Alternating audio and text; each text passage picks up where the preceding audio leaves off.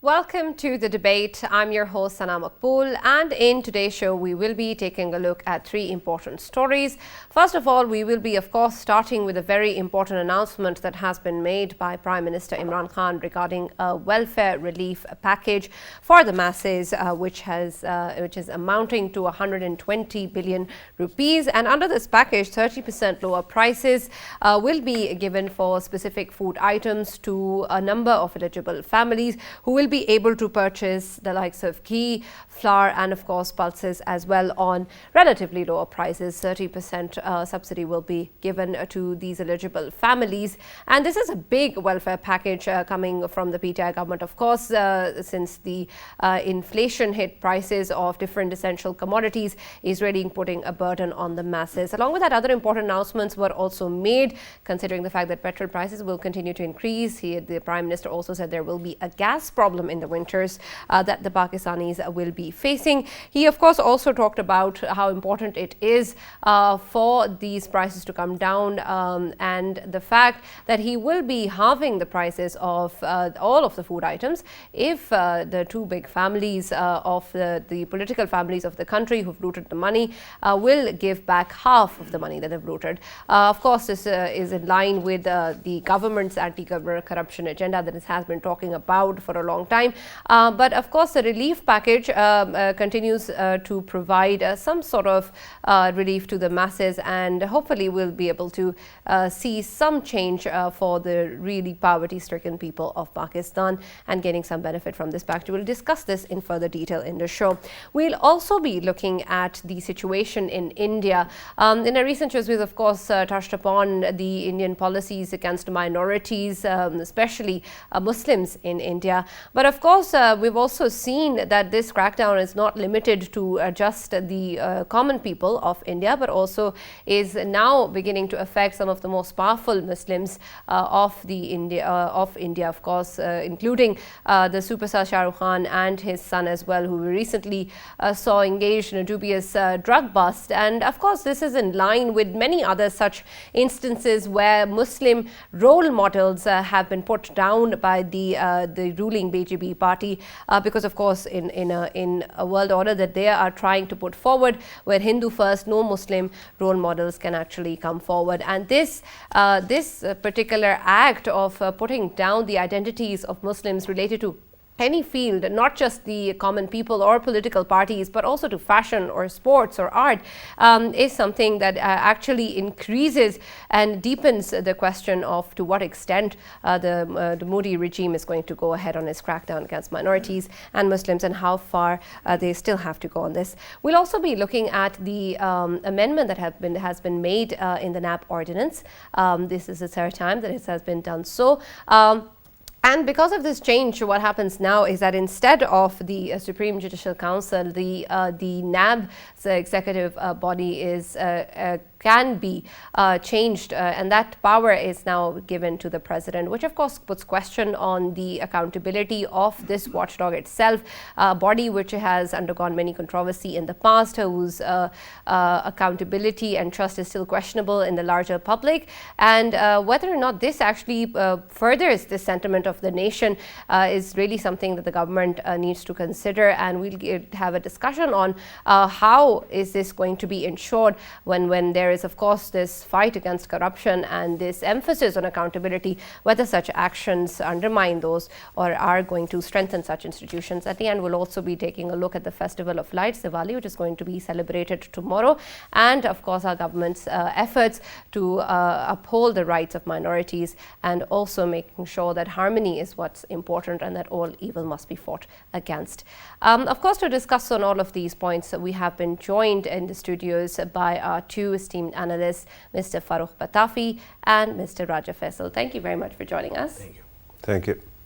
Right, so considering the first topic that we have, of course, is the Prime Minister's important welfare package, something which is music to ears to a lot of people who are obviously suffering from the high inflation and, of course, rising prices of essential commodities.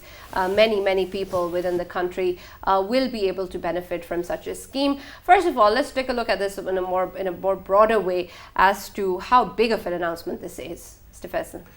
Well, Sana, it was unprecedented and it was expected from Prime Minister of Pakistan, Imran Khan. Since the day he took the office, the premier office, he was up to it that he wanted to change the lives of people. But unfortunately, and today in his speech, he has mentioned this, that unfortunately the whole world, it saw COVID-19. And due to that COVID-19, Pakistan's economy was hit as well, same as other countries, regional as well as the world countries. So I think it is late, but it's never late. And 53% of the population of Pakistan is going to be benefiting from this program. And I think the two departments, I must say, first of all, NADRA and SARS program, they have played a key role in it, and everyone must hail the services of both of them. Plus, the idea of facilitating people, it itself is unprecedented, and I think government is doing fantastic in it. Right, of course, the welfare package, of course, talks about 120 billion rupees, which is a big announcement coming from the PTI government. But how is that going to be trickled down and distributed among the different families and individuals is a question that remains. Farooq, your comments? Right. I think at this moment it is great that the Prime Minister of Pakistan knows that the people of Pakistan are suffering, and he has come up with this solution. Remember, today's speech can be divided into three distinct parts. One, he explained why there is inflation, right? You can nitpick, you can argue with that explanation. There's no doubt that there is food inflation all over the world, and it is affecting countries, not only Pakistan. He also gave you a comparative analysis of what is going on with other countries, for example, India, various others. And we have heard the cabinet ministers also coming up with various explanations in the past 2 days. That was one thing. The second thing, and I believe that bigger than this announcement, was a good news that might be a lead that is buried in the story. And we are talking about one crucial thing: data.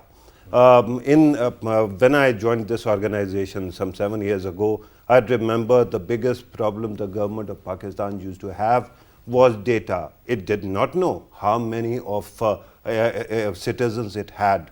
I'm talking about a country without census for 20 years. So I'm really glad that at this moment, thanks to a SARS program, we have been able to generate the kind of data that is needed to assure and to ensure that you know where the most vulnerable parts of the society are. That's how you actually target those areas or those people, and then then you provide the solutions. The third thing, of course, is when you talk about his speech and this package, of course, it is going to be quite a relief. But there are umpteen compounding factors. One of them is, of course, the government of Pakistan now knows where the entire population is and where it can target the most vulnerable. But on the other side, when it comes to the execution part, there you have a problem, because you have one pipeline, utility stores. You don't have many other ways to actually ensure that the subsidy only passes to the most vulnerable or the targeted people. So we'll have to perhaps look at that as well. But in coming days, the numbers, as he also pointed out, Faisal, about 20 million families or family units, and then 130 million citizens. If the relief reaches them, it will be great. Regarding a couple of other things, macroeconomic stabilization and international connectivity are also very important, right? At this moment, we still are struggling with the economic stabilization, macroeconomic stabilization, and that also compounds the prices of inputs, because dollar kept on rising for quite some time. Right. Let us hope in coming days we are able to manage that as well. One very Right. short comment I wanted to make. I certainly agree with Farokh when he said that only utility stores are available. But I just wanted to add the way the government of Pakistan, it is introducing in the health system that the private hospitals, they can be included into the health system as well. So in that way, why not including the private stores and private shops? You're Why not? talking And of about course ration also- cards? Exactly. Also, another thing, of course, Yeah. the fact that the cash disbursement program by the SAS program was relatively smooth, and the It was. operationalization of such programs is something that the government is now getting a sort of hand Yeah. on. So maybe, yes. Do you want to, will you allow me to come in here? Of course. Regarding money is easily transferred, right? Because you need to have an account where you can transfer the money. But when you talk about food items and this idea of ration cards or some kind of utility card, that is also important, because then there is a problem of people exploiting the system. There are loopholes, and the private sector can actually stock a lot of things. So we'll have to actually look at how the local grassroots level actually works with it. Right. Before we end this topic and move on to the next one, my last and brief question to you, Faisal, would be, do you think this is the best the government could have done, or more or less? I think looking at the current situations of Pakistan, plus especially the economic situation of Pakistan, this thing right now at this time, bringing this initiative, I think there is nothing better than this, because right now people are suffering on ground, and I think we have a government that Right. knows that people are suffering, and government is doing every bit possible.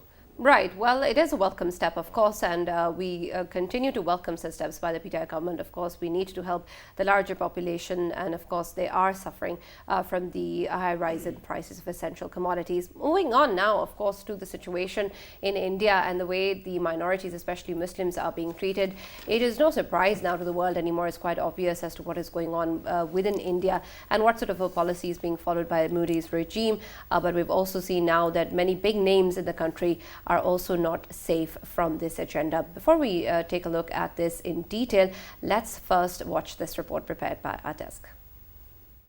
Even though India's Muslim population is significantly larger in number than Pakistan, it is numerically a minority in the Hindu-dominated society. Due to India's caste-based societal system, minorities have always been exploited and denied basic human rights. Falsifying India's claim of secular and tolerant state, Narendra Modi's rise to power indicates the inherent hate for so-called outsiders. This hate is now being sponsored by the state and seen in the form of mob lynching, sexual abuse, and attacks. The drama surrounding the arrest of Shah Rukh Khan's son has been termed by many as a way sending message to the Muslim populace that even the most influential people can be targeted. The BJP-RSS nexus is becoming dangerous day by day. At the rate of their fascist activities are increasing, it seems highly likely that we might see Nazi Germany-style regime in India. Well, we have seen what is going on in India in the recent past. We've seen how it has acted against Muslims and other minorities. And now, of course, the scandal regarding Shah Rukh Khan's son, and of course, other big names in the Indian media industry, and crackdown on other small efforts towards bringing forward Muslim role models in fashion, arts, or sports. We've seen in the aftermath of the T20 World Cup match also how a Muslim cricketer in the Indian team was targeted and called a traitor, and such instances have been going on in the past many times before, pointing towards the fact that perhaps India is no longer safe even for the most powerful Muslims of the country. We'll talk in further detail on this. For this discussion, we've also been joined by Rohit Sharma, who's an Indian journalist. Thank you very much for joining us. And we've also been joined by Hamid Khan, a senior analyst. First of all, I will go to Rohit Sharma and talk about the fact that the recent actions that we have seen in India, both in the recent past and since Modi regime has come to power, point towards this bias towards the Hindu first order that the BJP government seems to be putting forward. There has been, of course, many gruesome acts of terror against Muslims all over India. India. But now we've also seen that there is another sort of war against the big names of India, and it sort of points towards the fact that maybe any identity or anything positive associated with a Muslim person within India is trying to be curtailed, and whether that person actually brings in a good cultural asset or a powerful asset to the country is not of much importance to the Indian government. What's more important is the identity or the faith of the person. Correct me if I'm wrong, please. Yeah, ma'am, exactly. You are wrong, frankly speaking. When the son of Shah Rukh Khan was arrested, 7 more persons were arrested, all of them Hindus, right? And everybody did not get bail. So you people, like in Pakistan, they see everything with the specs of Islam. The fact is that nobody got bail. Shah Rukh Khan's son did not get bail. The rest of the Hindus also did not get bail. Firstly, secondly, after Modi came, the biggest hits in Bollywood were given by these Muslim superstars. If to name a few, Tube Light for Shah Rukh Khan and Rais. Okay, now coming to Amir Khan, PK. The biggest hit in Bollywood was given in Modi regime. Forget about Dangal, right? And if I talk about Salman Khan, then Tube Light, Tiger Zinda Hai, Race 3, all these were given by Muslims, right? Modi regime is here. Of course, whatever said and done, but Modi regime has never differentiated between Muslims and Hindus. And all these three, can you please give me a certificate that after Modi came to power, India became a communal country? Before that, India wasn't. So please look at your channels or your media's other reports that Muslims are being persecuted even before Modi came to power. And these Muslim superstars became superstars during that regime. And in India, we had Right, 4 but presidents. I absolutely disagree with Rohit. You may. You have a right to. Pointing to the fact. I've gotten your point, but the fact remains that, you know, it's quite surprising that there are so many coincidences occurring one after the other, and to not have a correlation to them is quite questionable. It's not just the arrest of Aryan Khan; it's also related to the crackdown against any such instance. For example, Amir Khan's recent addition in an advertisement, Indian models who were also part of another advertisement who did not have a bindi on, with no bindi, no business hashtag, that got circulated.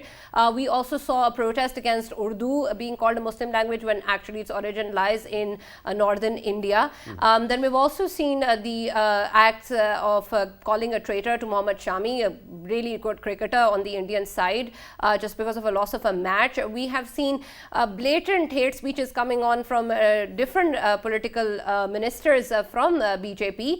We've also seen the fact that 4 farmers were mowed down by an SUV of the son of one of Modi's ministers, yet all of the headlines were focusing on something completely else, while this man is still in the cabinet. I'd like to take Hamid Khan in this debate as well and include him in the discussion. Sir, how would you look at the situation that's going on in India? I mean, it's not just one front. There are so many different fronts against which the Modi regime is acting on. How is this that the Indian side still finds it easy to refute them?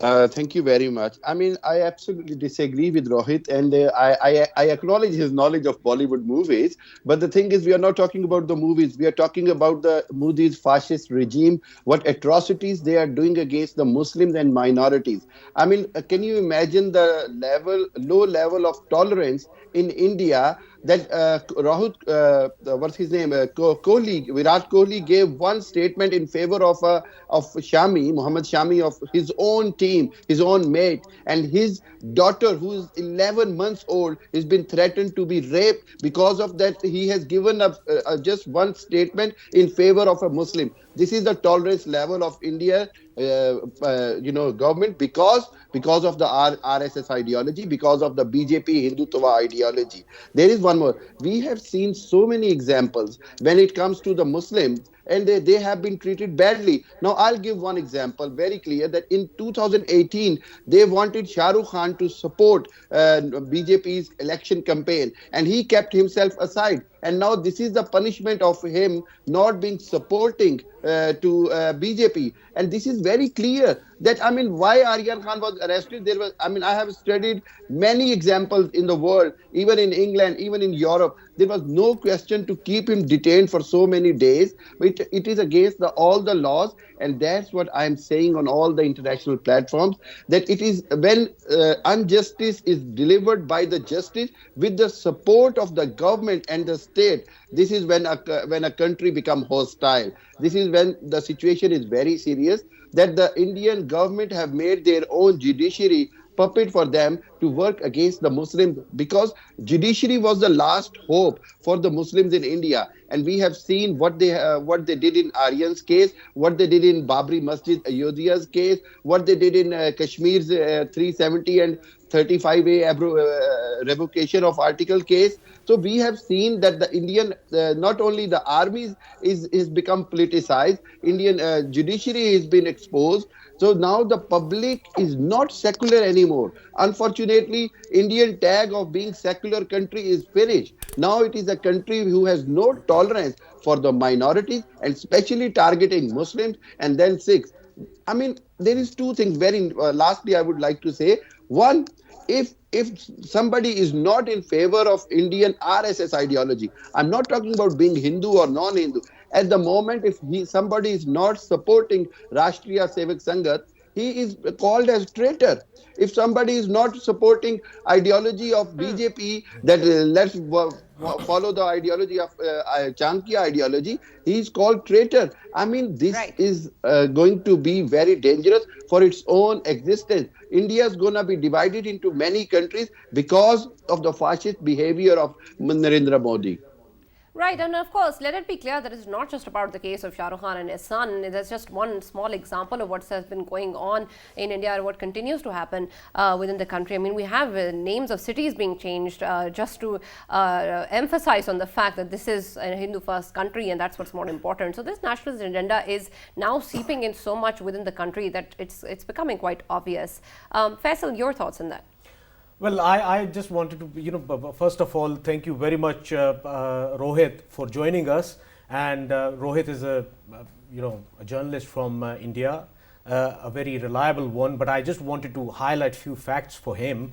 I hope he understands them better when I say that India is such a country where 1,300,000,000 population. Out of that, the 543 out of the members of 543 in Lok Sabha, 303 members of BJP, and not a single Muslim is present there for the BJP. Why? Because BJP's politics, it revolves around Well anti-Muslim said, slogans. Faisal. They have a politics that revolves around anti-Muslim or anti-Islam and anti-minority slogans and narratives, and that's how they get the votes. And we have seen in past that the same person who is Prime Minister of India today, not us, we didn't call him, but the West called him Butcher of Gujarat. Why? Because everyone knows what happened in Gujarat. And then right now, if we look at Tirupura, in Tirupura, 17 mosques, they were vandalized. There were few of them, they were torched, and lots of Muslims, they are facing terrorism at the hands of Bajrang Dal, at the hands of RSS. And these are the things which are making us, if not the Indians, which are making us feel that today's India is not secular. It's actually Hindutva ideology run India. And not just that, that the freedom of expression seems to be curbed to an extent where you can't even celebrate the victory of another country's match without being called as somebody who's spreading hate or spreading, extremist thoughts in the country. And that really puts a question mark whether or not India is a safe place for not just minorities, but for anybody who would like to come there. Farooq, how about you? Right. While I was listening to our esteemed guest from India, I was just thinking that denial is not a river in India, right? Regarding what was said, Amit Shah, India's Home Minister, says, "Aap chronology samjhiye, understand chronology." I'm going to request you to understand methodology. And then you have to apply a test also.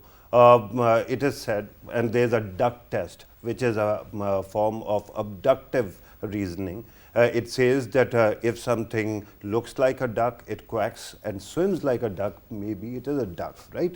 Now look at Narendra Modi and his policies. This is a gentleman who was not Gujarat's elected chief minister when Godhra happened, when Gujarat violence happened. After that, he repeatedly got elected and got so popular that now he is India's prime minister.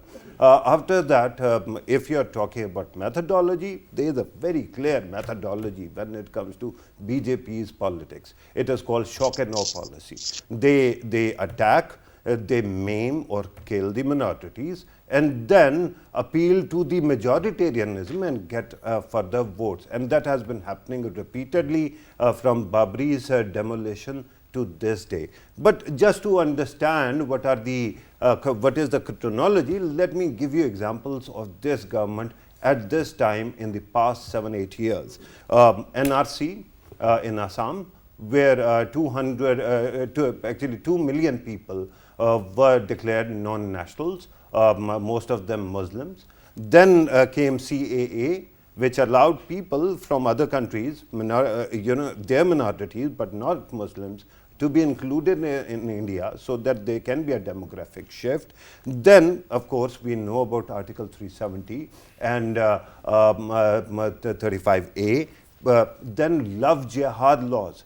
For quite some time, we were told that India's secularism actually believes in intercommunal marriages. And now it is being outlawed and it is being declared as some kind of propaganda or method to erode the majority, right? Then beef laws and cow vigilantes. Who actually bears the brunt of that? It is again the minorities. Then Ayodhya verdict. If you read that document, and I've been covering judiciaries not only in this country, elsewhere as well, you read that and you cry because one feels that all those people who were involved were given a reprieve. And finally, when you talk about rights, why actually stop at that with Gujarat violence? Then, of course, we have seen what has happened in Delhi. So there is this very consistent program that has been going on in India under Narendra Modi's government. They have actually marginalized the minorities. Unfortunately, they have marginalized media as well. While sitting in such a cauldron, it must be really difficult to disagree with the government. And my heart goes out to the Indian media who is battling on still. But at this moment, when you talk about institutions, they have collapsed. Minorities are literally crying out loud because they are being crushed every single day. Rohit, I'm sure there's some sort of an explanation for all these actions. Care to enlighten us? Ma'am, I won't give any explanations. I'll give you the facts. This gentleman who said, and warm welcome to Raja Faisal, wonderful friend. And also, we share the same hairstyle, so I like him a lot. Now, coming back to the point, you said minister's son mowed down people. Were they Muslims? I don't think anybody was Muslim. Secondly, Muhammad Shami was trolled. You're talking to a country where Muhammad Azharuddin was a captain of the team for 10 years. You didn't mention that. Now, coming to Shah Rukh Khan. Prior to Modi's time. Yeah. Then coming to Shah Rukh Khan, that he was forced to support BJP. Salman supported. What's the problem? Salman was flying kite. Nobody said anything. Why? He was a Hindu. Now coming to Indian judiciary, my friend my friend said that Indian judiciary is also bad. Who exonerated Salman Khan? A Hindu. I think he's a Hindu. Where he was exonerated in 2 cases, right? And who gave bail to and who exonerated Shah Rukh Khan himself in that kerosene hoarding case? That was again Indian judiciary. Now coming to Muslims, there are no Muslim members in BJP. Madam, they have Muslim ministers in the current cabinet, in the previous cabinet, Modi's cabinet. They have Muslim members. They have Muslim MPs. Now, you said one more thing, that somebody supporting Pakistan somebody supporting Pakistan has been booked. So let me take you back to 1917 to 2017, where one person known as Umr Daraz was jailed for 10 years for supporting Kohli in Pakistan. Why did that happen? Why don't you read that news? You're just blaming India and India and India. Man, India is a secular country, and we have had Indian presidents, we have had ministers, we have had chief justices, we have had so many governors and chief ministers who were Muslims. So please do not blame us. We have been secular and we're still secular. Well, your actions seem otherwise. What you say is not enough, perhaps, to just be secular. It is required for you to act secular as well. Let's bring Ahmed Khan in the discussion. Yes, Mr. Ahmed, you wanted to say something. Yeah, I just wanted to say when Rohit is mentioning all these facts are prior to Modi's time, first of all. I mean, Sorry, sir. India was secular, Azharuddin was captain, I agree. But at the same time, what Indian actors are saying right now, Nasiruddin Shah, what he said, that this is the first time of his life that he is repenting living in India. What happened to Shabana Azmi and Javed Akhtar? And what happened to others? And then let me remind you what Amir Khan said as well, that he feels insecure and he was almost forced to leave the India forever. You are talking about one side. You are not understanding that there are over 250 million Muslims are living, and now they have to prove their loyalty every time, every day, every morning to the Indian government by calling their slogans and other things. This has never happened before. They were free. At least there was a limit when they were allowed to have their own rituals. They were allowed to have their own celebrations. But for the last 8 years, this is the first time in the history of India. This is the first. Go and check the fact that Indian Hindu population is increasing, while for the last 67 years, Hindu population was decreasing. Why? Because of this Ghar Wapsi forcefully program and other programs. I mean, I fully agree with Pitafi Saab that this is not an ideology. This is the methodology, and this is a complete planned methodology which they are implementing for the last 8 years, and they are trying to not only to change the demographics of certain areas, they are also trying to follow the principles where there will be no place for any other religion in the country. And Rohit, when he talk about the system and the 7 Hindus were arrested and others, can he mention 7 Hindus names? No, it is the difference between the star, the sun involving a sun and involving a civilian. There is a complete sense of revenge when it comes to the case of Shah Rukh Khan. There is a complete sense of oppressing the Muslims when it comes to the cases against Muslims. There is a complete proof of cases. Tripura is a classic example. Last week, what happened in Tripura is there is no explanation for it. I mean, how can you demolish, vandalize the mosque and do the lynching and everything? And I read a New York report that has never happened, that the head of the state is kind of supporting a mob lynching to the Muslims. And this is what exactly started happening after 2014, 2015. So if Rohit, I agree again, Pitafi Saab, that Rohit has no choice but to defend his country, because he is one of those who is living in there. I mean, I feel pity for those people who has to defend something which is it cannot be defended.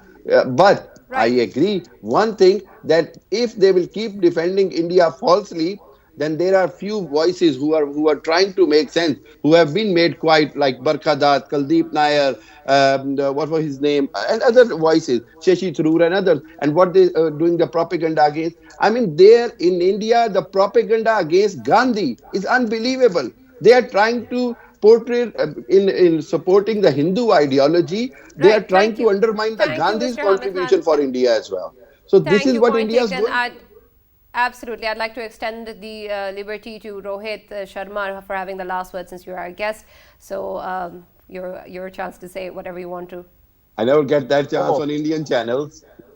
Thanks a lot, ma'am. So I'll try my level best to get you the chance. Now I will certainly thank him a lot that he said India was secular earlier. Then this thing fails the entire motive of Pakistan being the state. If India was secular and every Muslim was happy, why Pakistan became a country? Secondly, He said Muslims are being targeted. In the Modi regime, when the Prime Minister was Modi, 2 Pakistani Muslims have been given. In fact, many more, but 2 prominent Pakistani Muslims have been given Indian nationality. Firstly, Adnan Sami. Secondly, Salma Aga. Why? If he is against Muslims, okay. And why those Muslims? You If use there are them so for many your puppet. just You use them for. sir, when you were speaking, I was Sorry. right. When why those Pakistani Muslims and many more? Why those Muslims, Pakistani Muslims became an Indian citizen? Now, what happened to Nasiruddin Shah and Shabana Azmi? Nasiruddin Shah's brother was the vice chief of Indian Army. How did he become the vice chief of Indian Army? Shabana Azmi and her husband, both of them were members of Indian Parliament, and that too nominated. No Hindu couple has that privilege. Now, Right, coming to right. Hindu Thank you, population, Rohit Sharma. just ma'am, 2 more Unfortunately, points, we're out of time. ma'am, 2 more points. Okay, Hindu you population can is go increasing. At the time of independence, a Muslim population was 7%. Today is 15%. Now, he said For demography heaven's is sake. changing. Sorry for that. Muslims are increasing. sorry. Even after that much atrocity, if Muslims are increasing, then I would love everybody to have atrocity, because Hindus are decreasing in Pakistan. I mean, this is sad, Sana, that we had to actually mention population control and all. This is a Hindutva talking point that Muslim population has been increasing in India. India's own population has been increasing by leaps and bounds. Nobody talks about that. I'm And talking secondly, about the percentage, idea sir. of Pakistan, sir, I didn't speak earlier. Idea of Pakistan, I don't know why India keeps on renegotiating and Right, absolutely. relitigating 1947. Pakistan is a reality today, whether Yes. India was a secular Exactly. country or not. Pakistan is a reality, and you have to start. Two-nation theory is the And it best is thing proving for the today. subcontinent. And of course, That is we the thing. cannot Right. mention just one-offs and defend the kind of ideology that is being propagated in India. What's more important is that this is something that is evident in all of the actions that the Modi regime has been taking. Whether or not you can quote examples to prove the fact that you're secular or not, it is very apparent to the world and to us what is going on in India, and especially to the minorities and the Muslims who are suffering at the hands of the regime.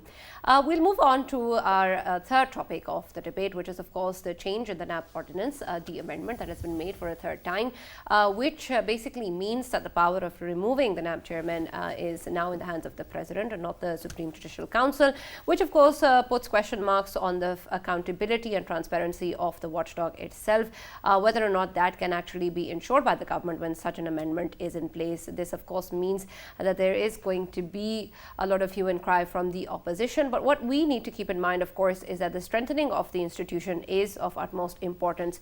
Is that being achieved or not? That is the real question here. Faisal, I would like to ask you this question. Considering the fact that the government has taken this step and its claims of working towards anti-corruption, more accountability, strengthening the institutions, is this in line with the stance? Sana, the very first point that actually brought this government into the Premier's house was the accountability. And Prime Minister Imran Khan, he was the biggest advocate of accountability in the political atmosphere of Pakistan. Right. And when we talk about accountability, of course, right now, his own supporters and public at large, they want the accountability to be done. And over the social media, and there are certain voices that want the accountability to be done, and the process of the accountability must be rapid.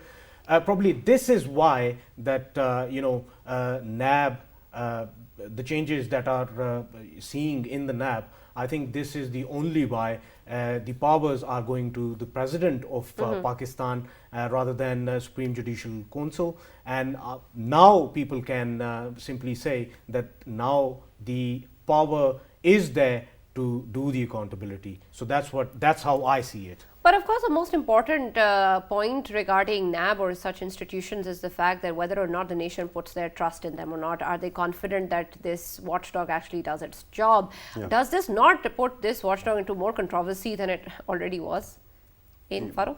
Right, you're talking about the president's power to remove the chairman NAB, right? Frankly, you have to first ask which kind of body is NAB. Is it a judicial body? If it is not a judicial body, why should its leader be decided or removed by Supreme Judicial Council?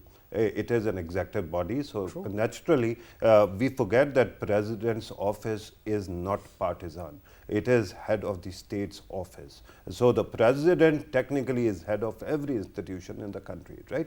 And that's why the president, if he is given this power, it is not a bad news, it is a good news. But I would have actually liked, and let us call out those who are actually responsible for these circumstances. If the Parliament of Pakistan was functioning properly, was doing its job in the past 3 years when it could have made laws, perhaps we could have a body which could have actually been held responsible for making such changes. It was not done. The second thing is the main opposition parties who actually have created this gridlock in the parliament, and yet they keep on complaining about NAB as well. Let me remind you that before this party ever came close to power, these two parties created an alliance. It was called ARD, and then they signed a document called COD, Charter of Democracy, in which they promised that they are going to replace NAB with another body. For 10 years they were in power, they never changed it. And today they are the victims, and they are the reasons also of blocking everything. So at this moment, I don't begrudge the government to come up with this ordinance. And regarding this ordinance, let me also tell you, people keep on saying this ordinance is illegal or some extra constitutional. With due respect, when 18th Amendment was being written,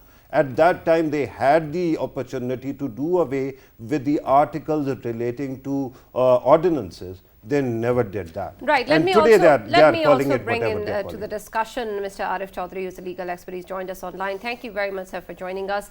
Considering the recent amendment in the NAB ordinance, it's the third time the government has done so. How do you see the move overall? Do you think, does it point towards a sort of confusion on the government side? Do you think that it questions the accountability that the watchdog is expected to show? Does that mean that the government is not going to be transparent in its actions? What sort of a take do you form an opinion considering this move? Three successive amendments within such a short span of time speaks volumes about the competence of the team who is responsible for all this. I do not agree with my friend Fatafi that, there's no harm, giving this power to the president, the removal of the chairman. Actually, the reason for not giving this power to, the government, because, by this, it means that you are going to give this power to the prime minister, because president doesn't act at his own. It is the prime minister who gives him advice for anything. That is the constitutional prerogative of the prime minister, and then president acts upon the advice of the prime minister. So by giving this power to prime minister, you are making it an executive office, and that is also, under the government. The reason for all this legislation was primarily that you should have an institution where there should be a security of job, of tenure to the person who's going to head this body, and you cannot remove him simply because, this judicial council, Supreme Judicial Council means a big, very, very tedious process, and, long, lengthy process. Can So I it ask means a that, question? you cannot do it, in a Arif sir, straightforward manner. And Arif sir, similarly, you have... let me take you back to the discussions between you and I on this channel.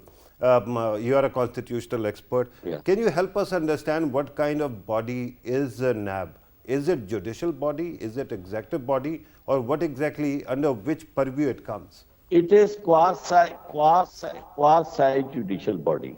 Actually, it's not judicial. Because if it had been judicial, then situation would have been different. Because judicial body is the Supreme Court, all those courts. Any other institution formed by the government for such, kind of, as it is in this case, is accountability. And They cannot one be one judicially more because, additional question, sir, they have to prosecute. regarding the office of president. Is it not supposed to be the head of state's office? Is it not supposed to be independent of the It government? is head of the state office, but it doesn't function independently, without the advice of the prime minister, because the constitution has been designed so that whatever has to be done, it is the advice of the prime minister. Only then the Has it been mentioned in head of the the state sir, will has it been mentioned pass an in order. the ordinance that prime minister will give advice to the president, or it is not mentioned in the ordinance, sir? No, no, they will naturally explain later on, because they cannot do it, and this is the way they are doing it in a very haphazard But it manner, is not because mentioned, sir. they will seek advice from somebody, and then they will realize, oh, we should have given this part, Right. actually explained this, this, yeah, because otherwise Right. it is within the scheme of things, in the constitution. You cannot run away from the scheme of things given by the constitution, and constitution is designed so nothing can be done independent of Thank the you very advice much. of the Thank prime you for minister. joining us, Mr. Arif Chaudhry. Unfortunately, that's all we have time for. Thank you very much for joining us and giving your input regarding the NAB ordinance and what it means for NAB and its accountability and, of course, its worth in front of the nation. Just a small look, of course, at the fact that tomorrow is Diwali. It's the 4th of November, and happy Diwali to everyone who's celebrating. Pakistan, of course, upholds the rights of the minorities, and we want to be a part of all the celebrations and festivals of our minorities. It is a festival of lights. It is against all evil, and that is what Pakistan advocates. We hope that India can also feel the same way about its minorities. Happy Diwali to everyone. Thank you so much for watching.